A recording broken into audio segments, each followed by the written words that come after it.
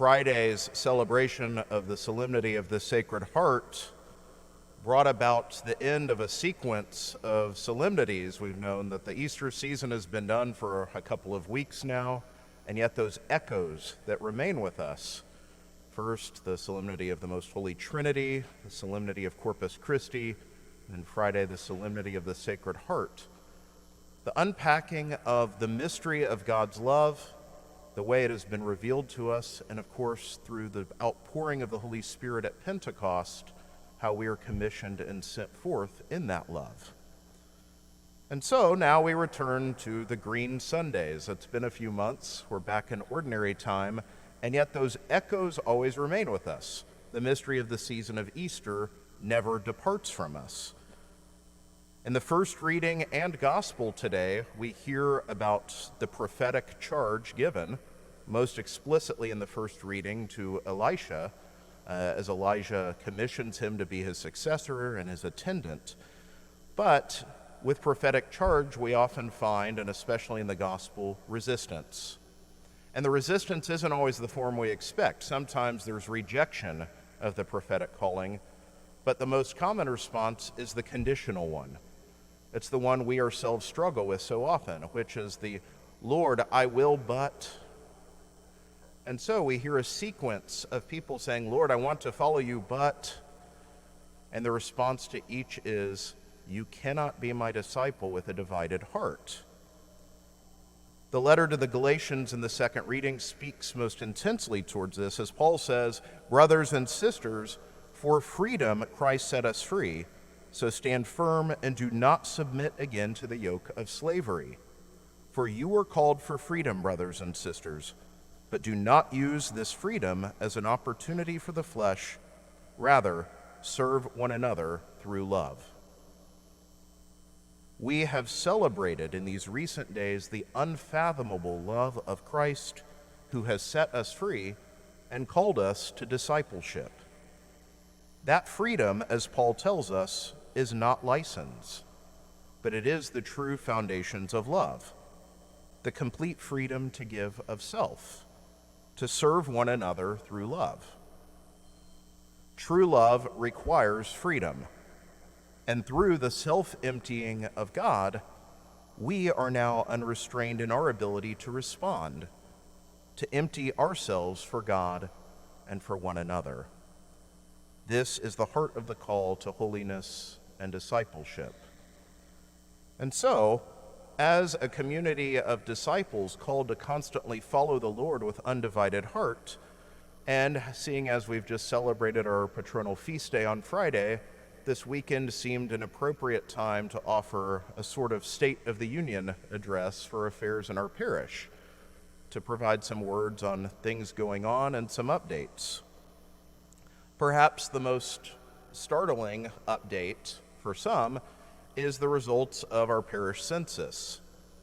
As you know, we started the census in Lent, carried it through Easter, and for the last few weeks have been doing follow-up through emails, phone calls of previous people we never heard from, trying to make sure.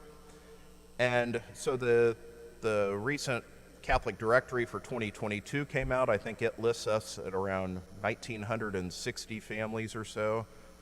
Our weekly numbers we put in the bulletin for our stewardship report are more modest than that, usually around 1,300 something.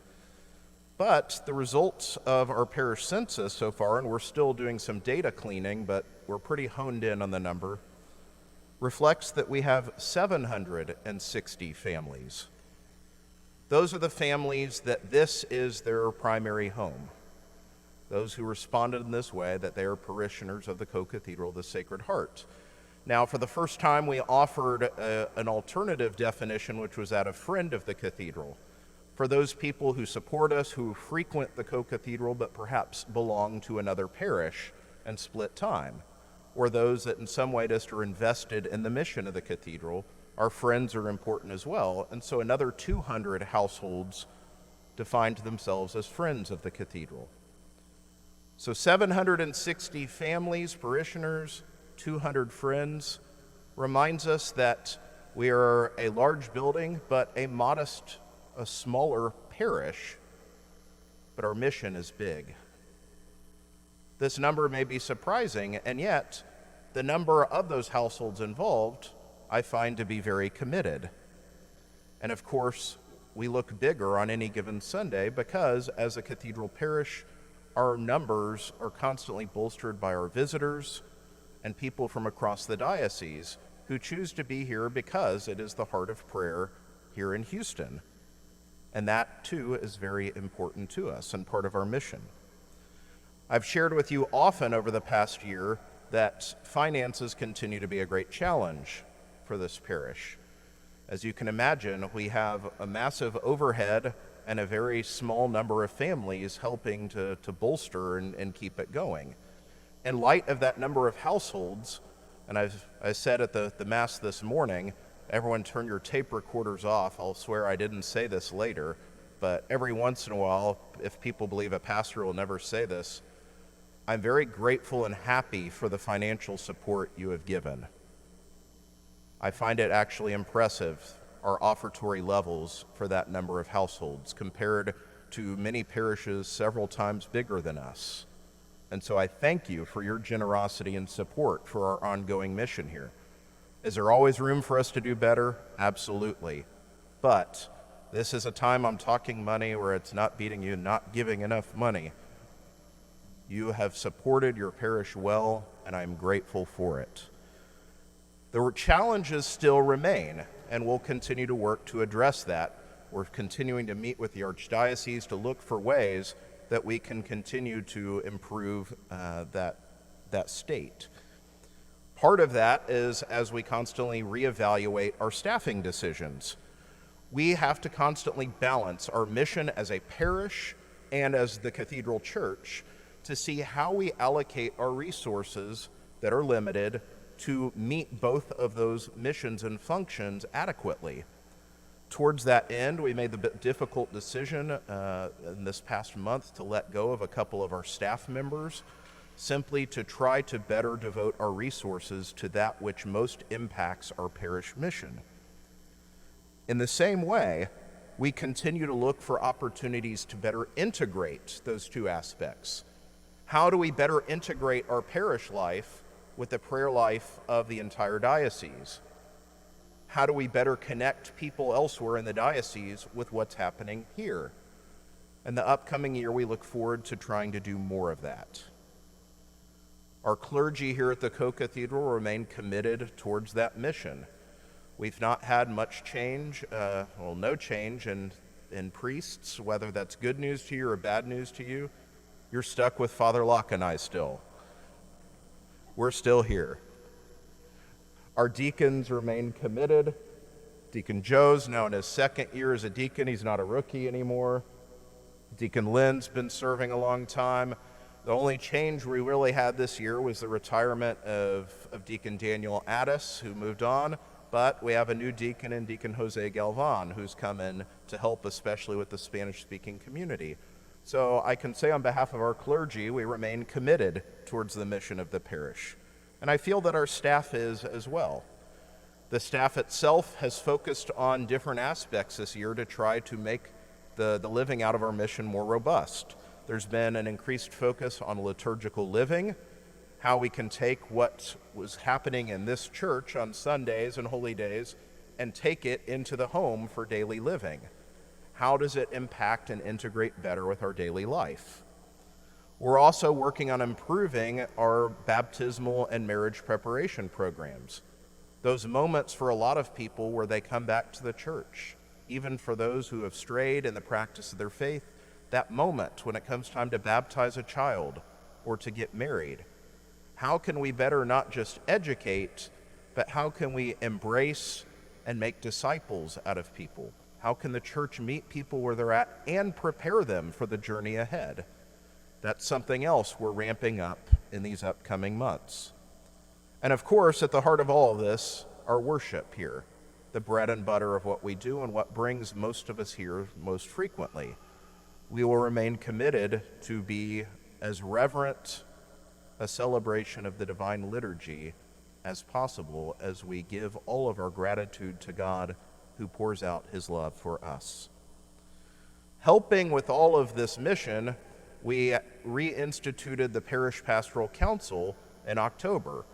The Pastoral Council has been working hard, meeting at least once a month with me ever since then, both in doing certain works. They've spearheaded the parish census, but also their primary function, which is to represent you with the concerns and feedback of the community to me, and to help carry out what they're hearing from the clergy and the staff, and to implement it in the life of the parish. I've been very pleased with the work of the Pastoral Council and hope that you will continue to get to know them and what they do better. In the upcoming year, we'll look to continue to renew the Finance Council, which has its important role here in the life of the parish. One other thing that I wish to bring up as part of the State of the Union is a discussion of the status of the old property across the street. At different times, many of you after Masses ask me about that. And so what I can say, since there hasn't been an update given in a while, is of course the old church, which is of great historical value. It predates this parish even being a cathedral. So it's of great historical value for many of our families. Sacraments were celebrated in that church. And so it's important to us, and it saddens us that it's been in such a bad state of disrepair. Unfortunately, that has continued to worsen as, despite every attempt to try to secure the buildings, the break-ins and the vandalism have been nonstop. Every effort made to stop it has failed. Often it's caused, I hate to say it, by the homeless community that, of course, isn't held criminally liable, because more often than not it's someone breaking in just to find shelter or somewhere else, but often to find materials, wiring, piping, things that can be sold. And so the problem continues. And because of the damage done, it snowballs. When wiring's done, sometimes there's fires, sometimes there's pipes bursting, flooding, which causes mold. So the list goes on and on. We know that there was the fire in January. If you see the holes in the roof in some of the buildings, that's where those came from. The church has remained relatively untouched, but I can say because of our concern for it, we have emptied the church of the sacred furnishings, lest they be in any way vandalized or anything happen to them. So the precious items of the church are all removed. Even the stained glass windows have been taken out. We didn't want those to be broken. And so we realize that we're all concerned about the disposition over there. Money is a big issue over there. Anything to be done with it costs a lot of money that just isn't there right now. But what I can share with you today is that we are in very active conversation with the Archdiocese right now to determine next steps moving forward, realizing that something has to be done. And so as your pastor, I will share with you as soon as any decisions are made. And those conversations are active and going on right now. Obviously, part of what I've just shared with that concerns security. Well, we know that downtown crime levels have gone up. There's been an increase in homelessness, the presence of the mentally ill. But what I also want to share is, on one side, it's a humanitarian need that we continue to try to assist and help. But I also want to speak to the security aspect of that, to commit to you again that we are committed to the safety of our people coming here to the Co-Cathedral. That is why we continue. We're never open. We never have gatherings here without security on premises. Most of you know Jose has been faithfully serving here so long. Jose is always here. Chester helps him a lot, has been here more and more lately. This weekend, with heightened concerns, we've had off-duty police support. And so we will remain committed that no one should ever fear coming to the Co-Cathedral for their safety. So we commit to you that we will continue to take our security seriously to make sure that everyone can come here and feel safe attending Mass. So, as a segue, why is security heightened this weekend? Well, I would be remiss if I didn't address the reason for that. I was hoping not to make this an overly long homily, but the developments of Friday can't go unaddressed. Dobbs versus Jackson Women's Health. I do hope to be able to share with you next week in the bulletin the statements that Cardinal DiNardo and the Texas bishops have put out. If you haven't already read them, our bulletin was printed this week before those came out. But today I will share with you some reflection on my own part.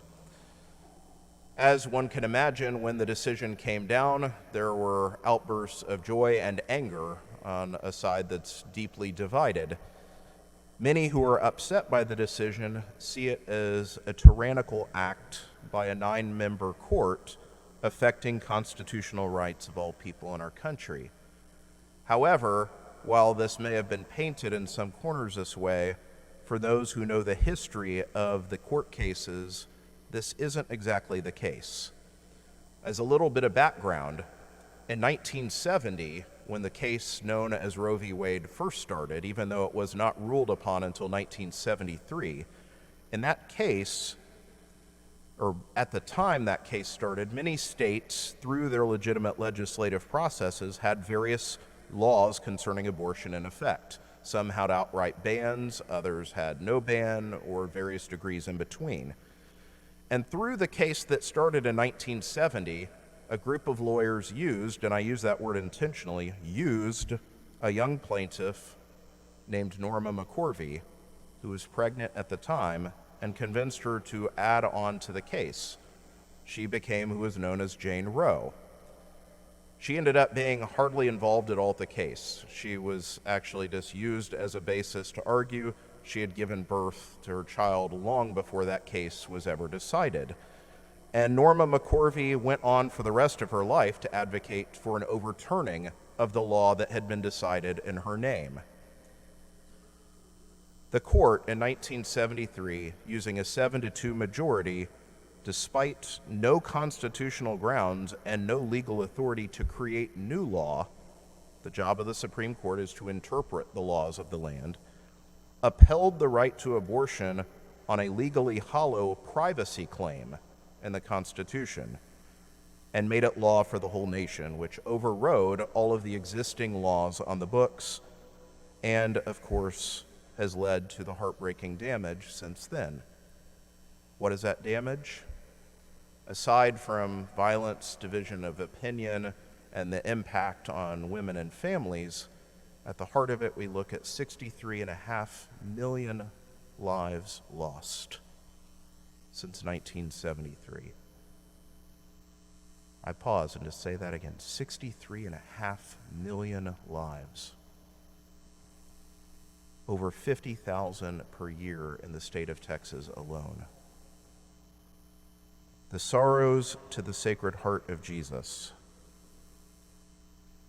But I will contest even more sorrowful is the sinfulness of the human heart that has permitted and even celebrated such barbarity.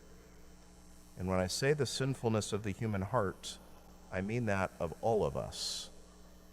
Whether promoting, whether allowing, permissiveness, callousness, one day I believe we'll all be accountable for what we did to defend the most vulnerable amongst us, of which the unborn are a huge population. Friday's decision by the court was not a new law banning abortion. It merely eliminated the artificial ruling from before that, as I said, had no legitimate legal grounds. Most constitutional scholars, even the ones who favor abortion rights, recognized that Roe v. Wade was spurious at best, and in fact, the follow-up case of Planned Parenthood versus Casey that decided later quietly tweaked Roe because it realized that the basis of Roe was so flimsy. So there's no law across the country banning abortion. The authority and the question returns to those who the Constitution says all along should be deciding it, the state legislatures.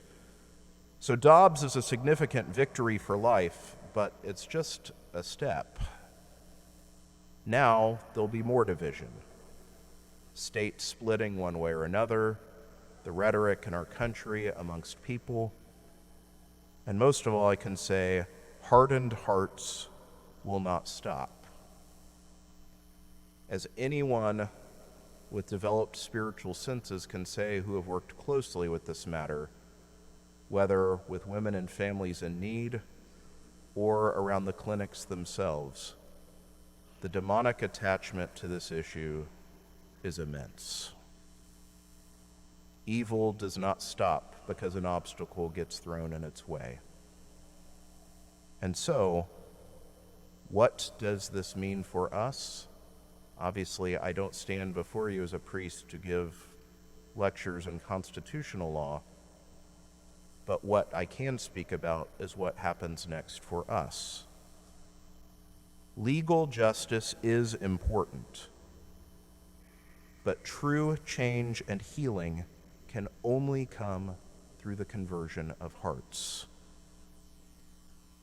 This is not a battle won or over. The battle is against sin, all of our sin, all of our hardness of heart, all of our selfishness, all of the things that go well beyond this issue. Sin is what is at the heart of it.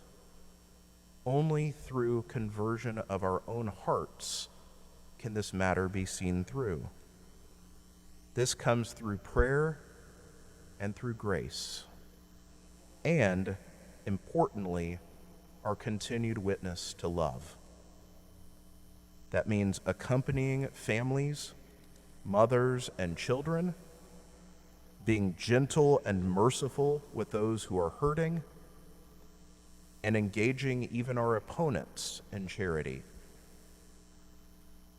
This is true with so many things that the Christian disciple faces in a hostile society, whether with this issue or so many others opposed to human dignity. Downtown yesterday we had the Pride Month festivities. We have so many strong moral disagreements with prevailing opinions in society that come down to human anthropology, the dignity of the human person, and Christian revelation. And we must stand for what is right in all things without compromise. However, the truth, what is right, is always rooted in love. There can be no truth divorced from love. And so, while we may disagree on principles, on morals, on actions, we love and support the innate dignity of all people, all who are created in the image and likeness of God and called to be his sons and daughters. Therefore, we must live out our Christian discipleship with kindness, with mercy, and with love for all, even and perhaps especially for those who oppose us or think differently from us. We must be willing to pray for all, to assist all, and even to suffer for the sake of others, even those who oppose us or persecute us or reject that love. Even as Jesus himself went willingly to the cross out of love for the very people who were crucifying him, praying for forgiveness for them even as he died.